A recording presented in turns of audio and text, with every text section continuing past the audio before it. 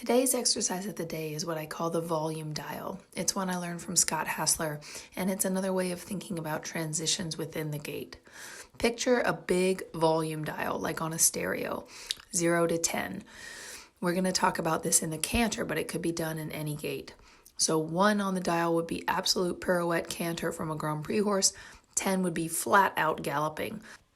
We're going to focus on the middle of the dial, where 5 would be our balanced collected canter, or with a younger horse, just a nice working canter. And we're going to transition between 5 and 6. And back to 5. 6. And up to 6. So that I know that I can go back and forth between just 5 and 6 and keep my horse connected, keep her thinking forward, and make her sit a little bit and push a little bit. 4.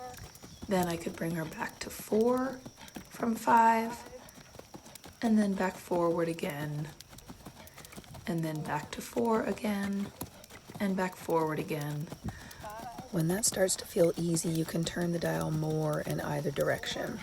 Now I'm going to turn it back more into collection. So turning to 4, and then bringing her to 3, and then back to 4, and then back to 5, and again back to 4, back more to 3, and then even back to 2. And what I want to think about is that every time I touch on a new number, whether forward or backwards on the dial, I want to make sure that the horse is still on my aids in that number. And now if I want to go forward up the dial, I can still hit each number and then come back through each number all the way back to a collected canter of a 4 in the corner. And then again, we're going to turn it up 5, 6, 7, 8, 7, 6, 5, and all the way back to 4. I don't want her to skip any numbers on the dial. I don't want her to suddenly collect more than I wanted to, and I don't want her to suddenly shoot out more than I wanted to. I want to really own each number.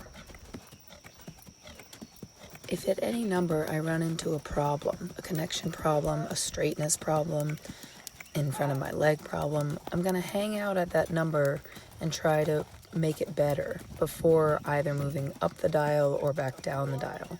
So here's a good example where I started to collect, but I ran into a problem of her getting a little bit stiff and against me. So I'm not going to jump her forward right away because she got stiff, and I'm certainly not going to go to a higher degree of collection with her stiff. I'm going to work it out in that number and then continue with whatever I wanted to do. When you start to be very in control of this dial, then you could start turning it a little quicker in one direction or the other in a test for a medium or extended canter, for example. And you'll start to know what number on the dial does your horse need to be in order to prepare him or her for a movement, such as a simple change or a half pass. Some horses need a little more collection, some horses need a little more forward. So play around with this and feel like you start to own all the numbers on the dial as much as your horse can handle for his or her age and training. Thanks, and please subscribe for more videos.